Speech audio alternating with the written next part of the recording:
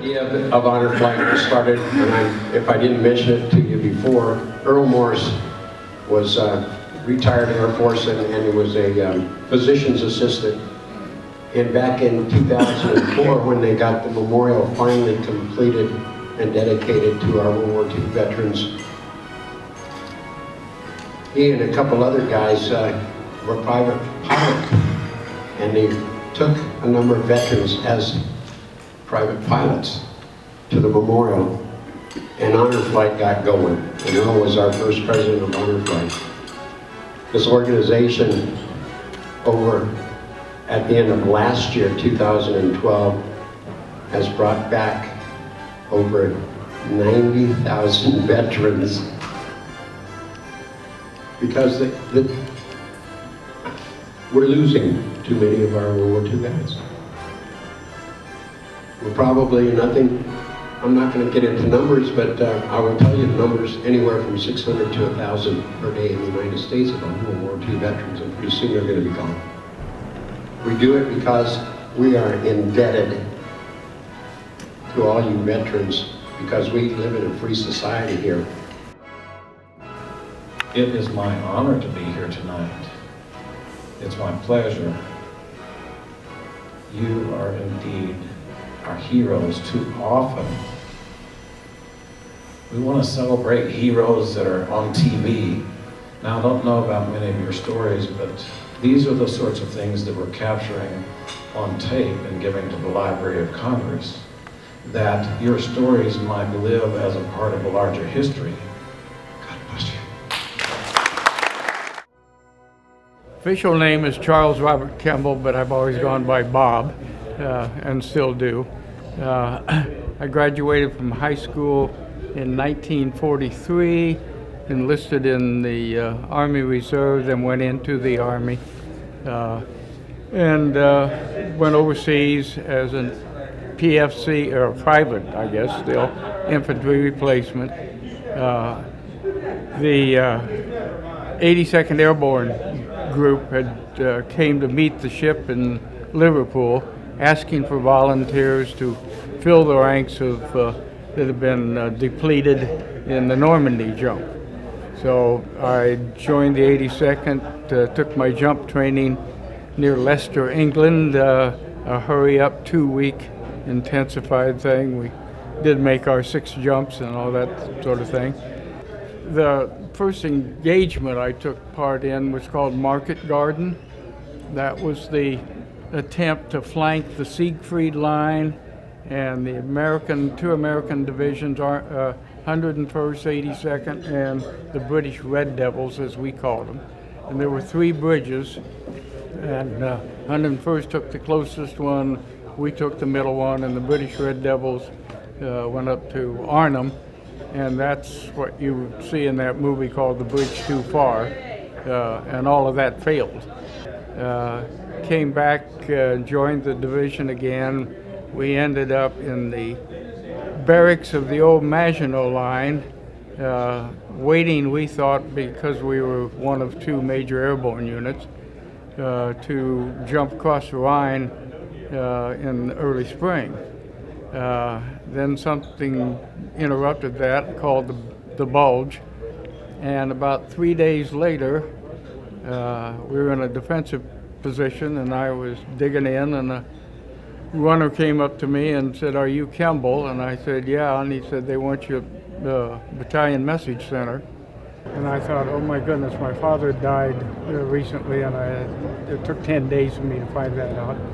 So I went back and said to this crusty, I mean, he was Mr. God, he was 30 years old. I was 18, and said, "My name's Kemble, you got a message?" And he said, "Yeah, you have an appointment to West Point." And I said, "Sergeant, you got the wrong guy." And he said, "No," and he read off my serial number. And he said, "Damn it, I have to know if you're going to accept this appointment." I said, "Of course." So I had a career of 29 years in the military. So what was touching about yesterday was actually 4 points of special interest, because I had been through all of those engagements. World War II memorial especially touching to me. I had not seen it. I think it's a grand piece of work, and I was delighted with that. I went back with my son Chris to the Vietnam Memorial because I had been in Vietnam or in the service, but I was driving tanks over in Germany at the time of the Korean War. But my roommate, longtime roommate at West Point, was the last general officer to be killed in Vietnam. So we went back to find Dick's name on the wall. His name was Richard Tallman. And so that was another high point. Korea especially, because when we graduated from West Point in 1949, Korea broke out a year later. I was sure I was going to get my orders changed from Germany to Korea, but because I was an armor officer and because the Russians were pushing armor feints and threats in Europe, they sent us to Europe. So many of my classmates were first line, second lieutenants, and we lost, I think, 16 right off. So that was another touching. I really wanted to come back with this group because it takes me back to my 2 years as an enlisted man. And whether I was awfully good at everything I did, I always thought I was a little better because of the 2 years as a youngster in those circumstances. So it was important for you to come here today? Very much important for me. But as I said, I really wanted to get back with men my age who had gone through similar experiences, and it's a wonderful lift. It really is. Okay, my name is Howard Barkley. I was in the Army, draftee,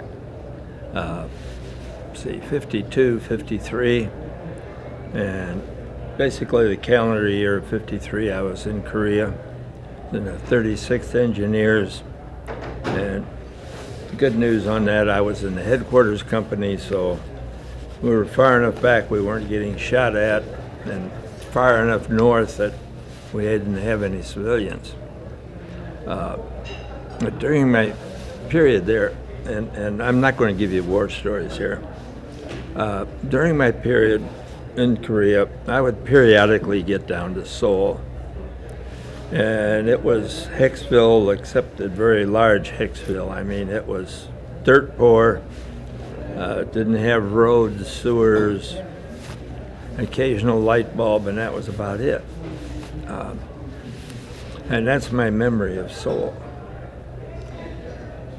Probably 20 years later, anyhow, the year that Seoul had the Olympics, I'm back there on business, and got the shock of my life when I landed, because I remembered Seoul as it was, and here was a modern metropolitan city, just booming and bustling. So I had my culture shock in reverse. Well, now let's go ahead a little bit, a few more trips to Korea. And one night I'm out to dinner with a group of Koreans, and we're chatting away, and it came out that, you know, I'd been in the war there, and all of a sudden the older people, at that time people my age, got up and applauded me. And it was the first time I'd been honored for, you know, being a soldier over there.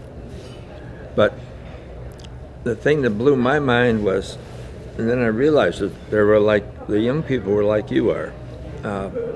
They had no idea what the war was like, what their world was like, you know, back in those days. And they had no comprehension for why these old men were applauding me, you know. Up until this trip, that was the first time I'd ever been honored for being there. But the big thing for this forgotten war that we should remember is that we helped a country go from being occupied by the Japanese in very harsh occupation to a modern free country almost overnight. You know, in terms of countries, it was overnight, until it's a very modern country. And while the war may not be over, I think it was a real success in helping that country, and we did some serious good for them. And that's all. Thank you. I'm so humbled and proud to have been chosen for this event. I really don't know how to put it into words. It just incredible that what David and his wife have done, you know, to promote this event. And I hope to return next year as a caregiver with my wife, who at the last minute changed her mind, didn't want to come, but when she found out how much fun we were having, you know, she decided she'd like to participate in it also. But the event, the tours were great, but the welcome that we received was just overwhelming. I never expected anything like that. My name is Moises A. Martinez, and I was in the U.S. Army, and I was a loader and firer on a 16 and a 40 millimeter cannon. My MOS was 1602, loader and firer on a 40 millimeter cannon. Yeah. And I remember when I first got on that cannon, they tied a rope around my ankle. And I wondered to myself, now what's this for? On the firing line, I couldn't hear the order, cease fire. So all they had to do was pull me over, jerk me off that cannon by pulling on the rope. One day I was there at the VA clinic in Las Cruces, New Mexico, and this gentleman came up and asked me, "Have you ever been to Washington?" I told him no. Do you ever want to go to Washington? And I said, yes, but I don't have the means. Well, why don't you try and get into one of these honor flights? What are those, I asked. Yeah, and he got me the forms and the application to apply for those honor flights.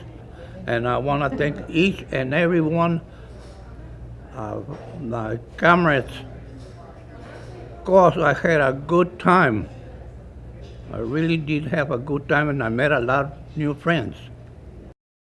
I really want to thank the association. really think that they're doing a fabulous job, and I wish every veteran would get to go do this same thing as we've done. To see the memorials is something else, but to see the people waiting for us at the airports and along the way really made a lot of a difference in the trip. My name is Ruben M. Ramos. I served was in the Army and enlisted in 1948. Took my basic training at Fort Sill, Oklahoma. From there I went to a hardship tour, 22 months in Hawaii. After that, I was assigned to the 5th Regimental Combat Team when the Korean War started. My job was, I had an MOS of a cook, but I never did any cooking after, I can guarantee you that.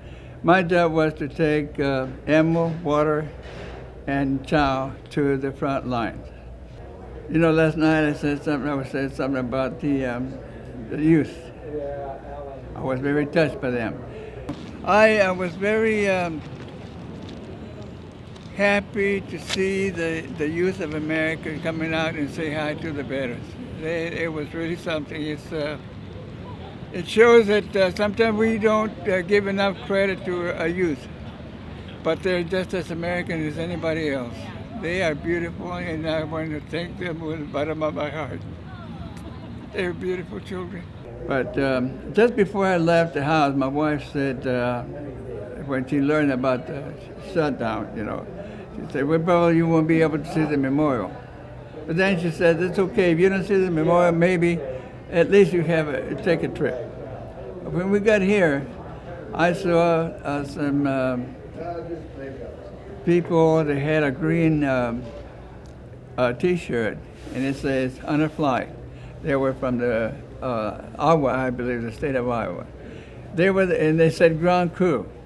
They were the ones that were able to negotiate and get us, get permission for us to go in, and they should be complimented for thank, you know, because they accomplished that for us.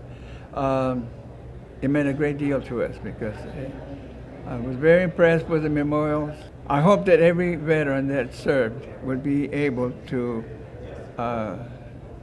view the memorials before they go to the happy hunting grounds. Because they deserve it. They deserve it, sir. More than I.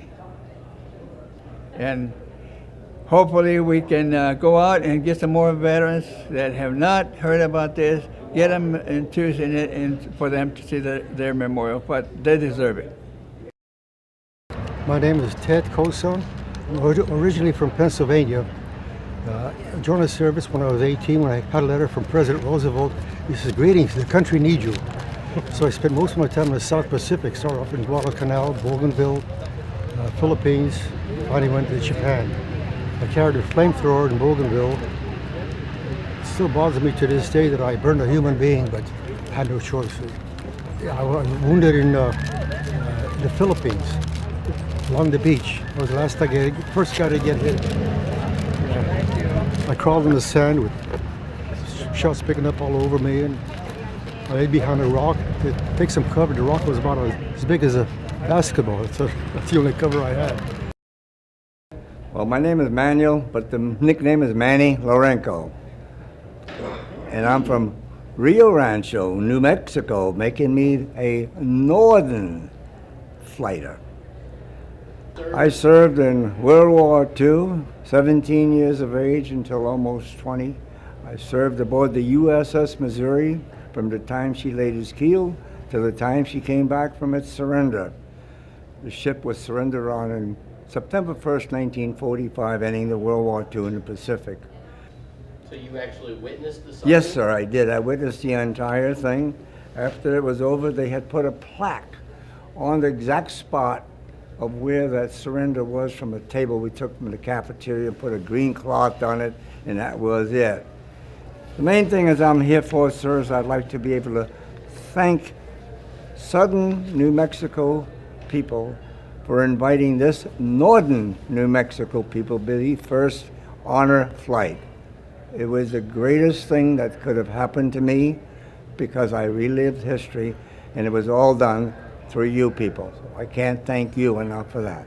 What did you think of all the memorials yesterday? I think it was one of the greatest things I've seen, and I hate to tell you guys, I think I was a tear person. Well, think about it this way. You were there the day that peace was created, and barriers were broken down Yes. between the Japanese, Right. and the United States. And here you are today, breaking down barriers again. Yes, we are. We're very proud to let us in. Whew, sorry. No, I get it. I really get it. And I think a lot of people get it.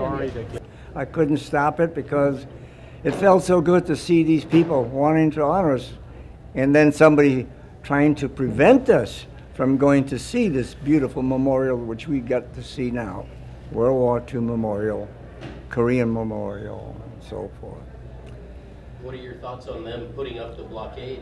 Yes, I had talked to a few people, and I explained to them I didn't think this was right, and I says all of these young kids should be flying through here and enjoying all of this. Okay, my name is Don Edmond, and I was in the Air Force, National Guard first. Like a lot of other people, I joined when I was 17 for the excitement. Korea War was starting, was getting going, and I was in Wisconsin. I kind of thought the Guard was going to get called up, so several of us joined the Guard, and it didn't get called up, and it messed around and messed around. So at 19, I enlisted in the Air Force. Went through training, got to my duty station at McCord Air Force Base, and I spent the rest of my career, 100% of my career at McCord Air Force Base. So my story is considerably different than most. I was in the 318th Fighter Interceptor Squadron, and at that time we were all expecting the Russians to come over the North Pole with their bombers, and so our task up there with the fighter squadron was to protect the northern tier. Mainly what I want to say is how much I appreciate the people who put this thing together today. This is this weekend. It's been kind of emotional. We got to meet and talk with a bunch of young folks down at Las Cruces when we left, which was tremendous. And you should know how much we appreciate this. And I'm in awe of some of these men that I've talked with down here. Some of the guys who went through World War II and then got into Korea. Tremendous. That's all. I'm Bill Murphy, and I'm from Alamogordo, New Mexico, and I went into service in December in 1945 after the fighting was over in World War II, and I stayed in the service for 20 years. And later on, I was in the Army. I was in the Army Air Corps, and then in 1947, the Air Force became a unit of its own. It was United States Air Force, and we broke away from the Army. And I stayed in for another 3 years and got some interesting assignments. I was on the Berlin airlift, which you never hear of anymore, and we supplied everything from food to cough drops to medicine to coal for their stoves to 1 million people in Berlin for a year because of the Russian blockade. And they was flying them in C-47s and C-54s. And then I re-enlisted in 1950, and I went to North Africa and stayed 3 years in Rabat, North Africa. Along the way, I picked up a beautiful young girl that was my wife, and we stayed there for 3 years around Casablanca and Rabat, and then came back to Holloman Air Force Base in Alamogordo, New Mexico. And from there, we went to Germany and stayed 3 years at Ramstein, and after Ramstein, we came directly back to Holloman Air Force Base. I stayed there until I retired, got in business for 22 years and retired again, and here I am. Thank you. What do you think of everything yesterday, the reception, the memorials, everything? It is mind-boggling. How are you liking the memorial so far? Oh man, it's wonderful, isn't it? I've never seen it before. None of us have seen it before, but this is beautiful. When I retired in 1966, our commanders didn't want us to wear our uniforms to town, and we didn't wear our uniforms to town because you always got into a confrontation or some kind of a fiasco.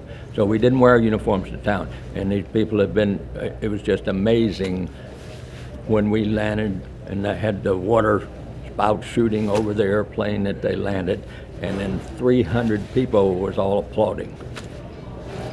So that's about it. My name is Robert Enders, and I was originally from Kansas, but I live in New Mexico now. I was in the Navy, and I was mainly on a USS Bountiful, a hospital ship during the war. But I had spent a short time with the Marines because I was a medic. And we was in the South Pacific, and went from Guam to Iwo Jima and Saipan, Hinian, and Philippines. We would go into at 5 o'clock in the afternoon, we would go in and pick up casualties. We could pick up 600 an hour. And then we'd go back out to sea, and they weren't supposed to fire on us when we went in there. There was one time that they did fire on us. A submarine started to surface, and the captain turned the ship sideways, and a torpedo went on both sides of us and missed us. I saw a lot of bad things, you know. I've seen people shot in the head, they still survived. It's so humbling. I've never seen so many people that cared about us and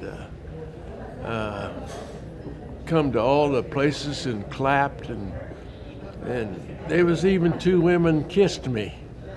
I don't know why, but and it was really something. You just can't hardly believe it, because my wife was a Vietnam nurse, and she was an air vac nurse, and she said that people used to throw tomatoes and eggs at her, and when they came to the States, you know, and people really treated us nice on this trip. We couldn't ask for any better. My name is Tom Lyle. I'm originally from Arkansas. I was attending University of Arkansas my freshman year when the Japanese bombed Pearl Harbor. And so I enlisted in the Air Force Reserves, Army Air Corps Reserves. And I finished my freshman year and was almost midterm on my second year when I was called in. They called in the reserves. And so I was going to be as a flying cadet. But I worst out of cadets because I was colorblind. So I ended up going to radar school, electronics, until the latter part of March or 1st of April of '45, and we moved to Japan, to Tinian Island, because they were building a runway there, and the 29s were going to be taking off and flying bombing missions to Japan from there. So anyway, we were there when they brought that big bomb over there, and they were the ones that hauled that first bomb to Hiroshima. All the memorials, that was a great day. We had a great time. It was more than what I ever imagined. The World War II memorial is a great tribute to the, well, I figured it's a tribute to those that didn't make it back, and I had a lot of buddies that didn't make it back. So, you think of them when you see that memorial. My name is Frank C. Romero. I was born in Hurley, New Mexico at 1924. That makes me almost 90. I enlisted when I was in the 11th grade into the cadet program. I wanted to be a pilot, but unfortunately I was underweight, 10 pounds. They wouldn't take me. So the following year, I was drafted, but I was fortunate enough to stay with the Army Air Corps. A presidential order cut the cadet program entirely, so I became an aerial gunner and shipped out to Galapagos Islands, to make it short, and we were safeguarding the canal zone from there, which was very crucial because there were fears that the Japanese might send submarines to destroy the locks, which were very crucial to our defense. Rather than tell you a gory story, I was in Pacific Theater, and I had 4 campaigns: the Solomons, New Guinea, and Luzon. Then I hold a Bronze Star and a Silver Star for my decoration. But now what I want to tell you about is a crazy thing that when we left the States, well, let's back up a little bit. The beginning of our wartime experience before the war actually, how we ever fought a war with what training we had. We had 2 maneuvers. We trained with sticks and everything. We had I had a 37-minute tank gun. I was a sergeant at the time. And we had 1 gun in each platoon. Was supposed to have 3.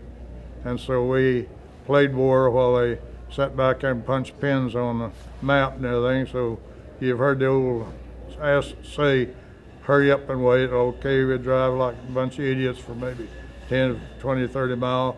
Then just sit there and wait, and we'd move again. So that's what I'm saying. Being prepared for World War II was a miracle that we did what we did. The other story I used to tell the kids was interesting. I said, I consider myself a native New Mexican. They said, well, how can it be if you were born in Texas? I told them, well, we had port of entries. At that time, if you brought in livestock from Texas, they had to be dipped to take care of the lice and the bugs and everything. I said, I was dipped when I was 6 years old and brought across the border. Native New Mexican. But I need another comment. The thing that I was most impressed about this was the receptions that we got and all the things. I couldn't believe it. All these little young people out there, and this is going to be kind of a bit corny. Some of the gals, women came out, gave you a kiss and everything. That was a good buzz. But everything else like that was amazing. I couldn't believe it. But it's been a beautiful experience, and the whole thing is, see, bunch of these, I shouldn't say it, but the old, you know what, is with me at about the same age. I'm 91. I'm probably a little bit older than some of them. I will hush at this point. I just wanted to repeat about what he said, the reception, exceptional reception. Never experienced any such thing in my life. And very thankful for the way they have received us. It was very, very impressive and heartwarming. And I forgot to mention that I was a tail gunner on B-24s. That's it. My name is Jose A. Lopez. I was a staff sergeant in the 2nd Armored Division, 17th Engineer Battalion. I enlisted in the service in November of 1950, and I enjoyed the service very much. And then I got discharged in November of 1953. The only reason I'm here today is because we veterans of Korean War are the forgotten war. And in the state of New Mexico, there were no Korean memorials. So I built one in Grants, New Mexico myself, with the help of my family. And that's why I'm over here today, because one of you guys from Las Cruces went over there to look at it. And he sent me an application to apply for this tour that we have today. I'm planning of carving all the names. I think it's 78 comrades that lost their life during the Korean War from the state of New Mexico. And I'm planning on carving the names in it if I get around to it next year, hopefully. It's not as fancy as the one we've seen today, but it's with all my heart and my family. So you're all invited to go see it whenever you please.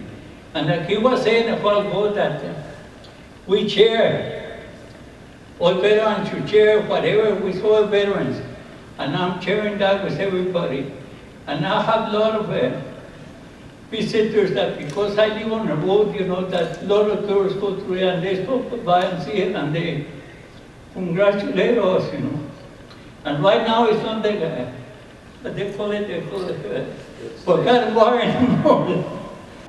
Have you had a lot of people come visit your memorial? Yeah, I got it just out of Interstate 40, but it's a small road, it's Sunny Canyon Road, and it's paved, and there's a lot of tourists, they go to mountains in there on bicycles, on motorcycles, and camping, and they stop there to see my memorial there very often. Sometimes I wake up in the morning and I see somebody taking pictures, you know. So you are all welcome to go and see my Korean memorial that I got in France. So with this, I thank you all, you know, and I thank you for inviting me and everything, you know, and it was a beautiful tour, and I enjoyed it very much. Thank you a lot. Okay, my name is John Cunningham.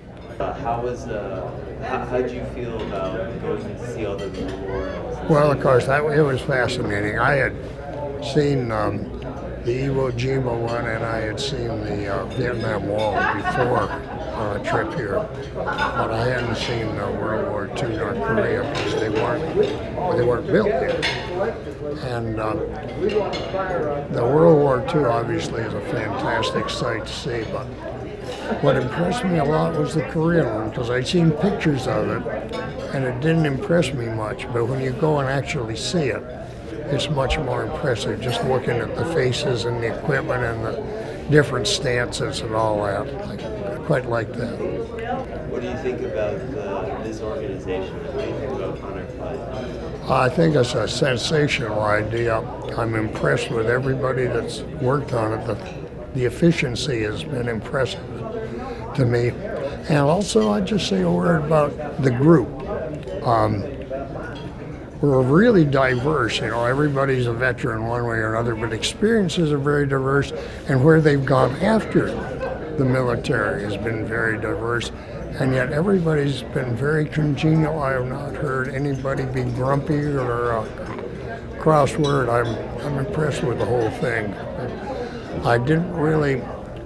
I wasn't planning to come, but people who had come before said, oh, you got to do it. Now I'm real glad I did. My name's Nilo Montañez. I was born and raised in Carlsbad, New Mexico. I finished high school there, got drafted back in 1966.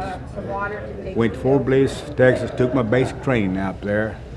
And from there I got my orders to go to Fort Eustis, Virginia. Yeah, sure. I ended up being in Army boats. I said, I didn't even know the Army had boats. I said, oh yeah, they got just as many boats as the Navy do. This is what I heard now. I don't know how true that is, but anyway. And it was scary, you know. 'Cause normally when you get there for the first month or two, you know, you're scared to death. You don't, you know, you're afraid you're gonna get shot, you're gonna get killed, you're not gonna make it back home, stuff like that. But then after that, you know, you feel like nothing can touch you, you know. I mean, you're just out in the open. You don't think Charlie can shoot you. But then right before you start ready to come home, like maybe say the last month or something like that, then you start getting the shakes again. You get scared. You're afraid to go anywhere. You just want to kind of stay covered, you know, because you want to come home alive. And I think I'm very blessed. I'm real fortunate that I really didn't get to be like infantry guys that were right there in the middle of their action, you know, because my job was to supply them. And I thank the honor flight people for letting us, giving us the opportunity to, you know, to come up here. You know, I've talked to a lot of Vietnam veteran guys, you know, they were kind of hurt. They felt like they didn't get the recognition. And I've talked to some of these Korean veterans over here. You know, they feel the same way, like they were forgotten, you know, stuff like that. Really is. So Ada has really, you know, what they've been going through here lately, honoring them, these guys walking around, you know, pushing around in wheelchairs and stuff like that. They're really honored, you know, they feel great about that, you know. And the people that supported us and everything, even the people that in the airport. It just made us feel good when you walk and get down and everybody's honoring you, shaking your hand, clapping. You know, it was just awesome, really. It made you feel real good, real nice. Yeah, I enjoyed it. So.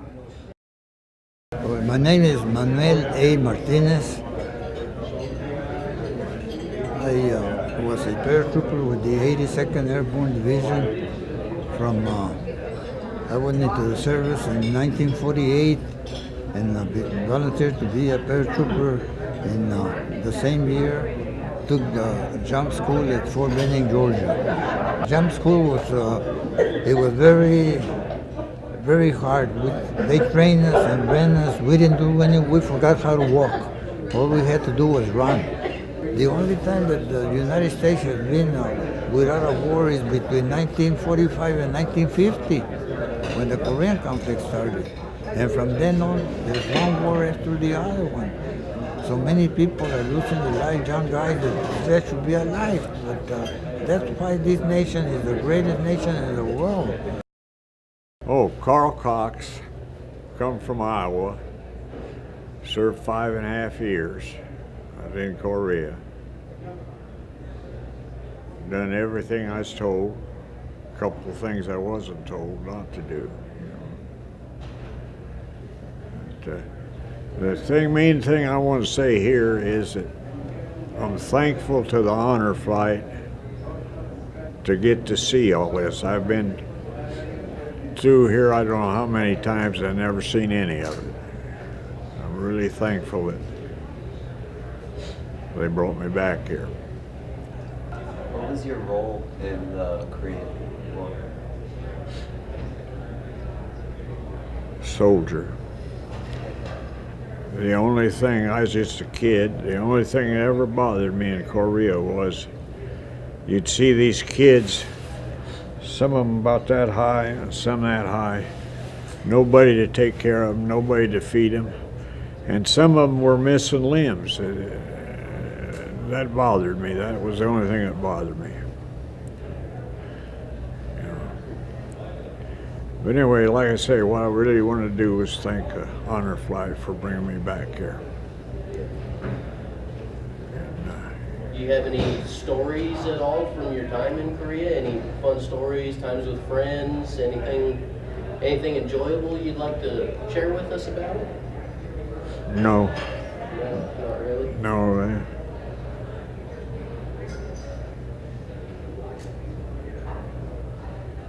Just as soon not talk about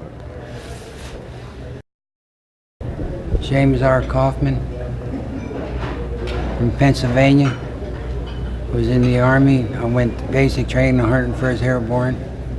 Later they sent us to Japan. They put me in the cavalry, the 7th Cav. From there to military government. They broke that up in 1949. Sent me as supply sergeant in Hachinoi, Japan. From there, Korea started. We were with the 27th Regiment, 25th Division in Korea. And then I got hit on Taegu the first time here, across the side of my head. The second one was the leg. That took me to the hospital for 2 years. A year and a half in bed. I weighed less than 100 pounds. But I'm still going. I can't complain. I like to have one of those iPhones, but you need better eyesight. I'm what you call legally blind, too. I picked up a fungus in the Korean War. 20 years later, my eyes hemorrhaged. And I wanted to stay in, but at that time, with disability, you didn't get to stay in. Now you can, even with an artificial leg. But if I were young, I'd go again. You recall any good stories that you have, some friends that you had in service? Well, I'll take it back to the last one. When my friend got it, we got hit in an ambush. So I jumped, we had 3/4 trucks which used the trailer to pour 4.2 mortars. And I jumped for the left side of the trailer. And my buddy grinned to me, says, "Kaufman, move." I moved and down he went. So I jumped to get him and down I went. In fact, when they set the fireworks off this year here in DC, I had a flashback. I saw our truck, I saw Ansel, the guy that saved my life, and I saw my buddy on the highway. Exactly. So it stays right there.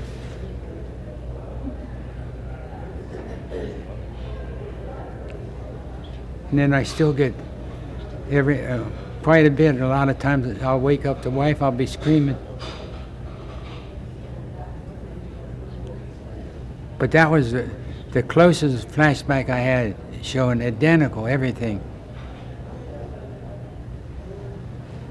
If there was a way you could put your camera in my brain, you'd probably get some better stories. Or what I missed.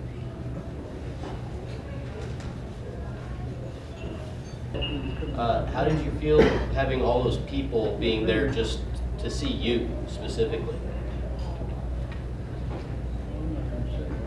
It made me feel like I was worth something. Certainly a lot of people here, huh? There was more at the airport when we came in. Yeah, there was a ton of people. Well, at least 200 to 300. There was a ton. My arm was sore.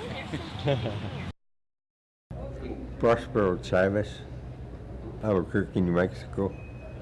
I went in 4 days before Pearl Harbor, and I thought that I'd go to Japan, but they sent me to Africa. We landed at Casablanca, and I went to Tunisia and fought against Rommel. And then we went across to Sicily. And then a lot of us volunteered for the paratroopers, and we went to England to train. And then we went in D-Day, and we went to St. Louis, and after at Bastogne, when the bulge, you know, that's where I was at. And after that, we went straight to Berlin. Most of it was actual combat. See, I made 3 invasions over there, and 7 major battles. And thank God I'm in good shape. So. Were you ever wounded in combat? No.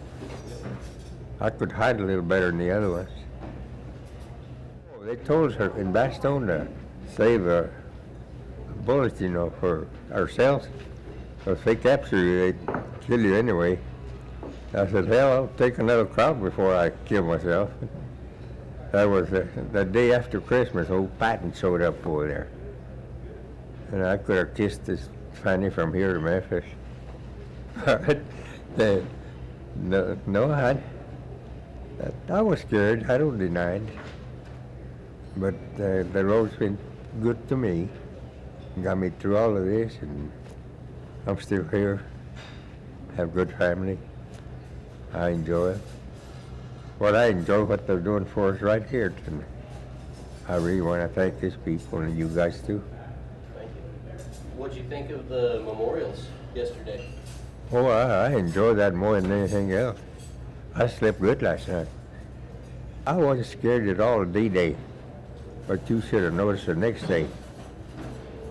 After it dawned on me what I was doing, and I shook like a leaf, or worse. So that's about it. There's a lot of stories I could tell you, but I'm an antique. I forget them.